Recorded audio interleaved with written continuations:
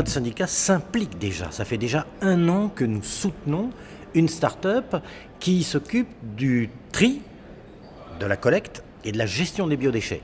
Donc c'est-à-dire que c'est après, bien entendu, ce gaspillage, la récupération de tous ces biodéchets, leur tri, la collecte via un camion qui roule, bien entendu, au méthane, et ensuite, donc, ces biodéchets sont traités dans une usine de méthanisation qui permettent de créer du méthane et ce qu'on appelle du digestat, le mot n'est pas très beau, ce sont les engrais. C'est-à-dire que c'est vraiment un retour de 100% des produits à la terre, soit en production d'énergie, soit bien entendu en engrais. Et l'intérêt en même temps, c'est que ça nous a permis d'appréhender d'où venaient entre guillemets ces déchets et le gaspillage.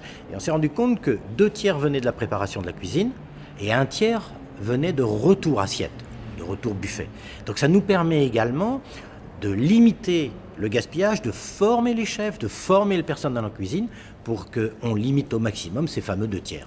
Donc, 1, la gestion, 2, les enseignements, et en même temps, bien entendu, maintenant, nous, c'est tout l'engagement que nous prenons vis-à-vis de nos écoles, donc nos centres de formation des apprentis, des écoles hôtelières, vers cette gestion, cette lutte contre le gaspillage, cette responsabilisation.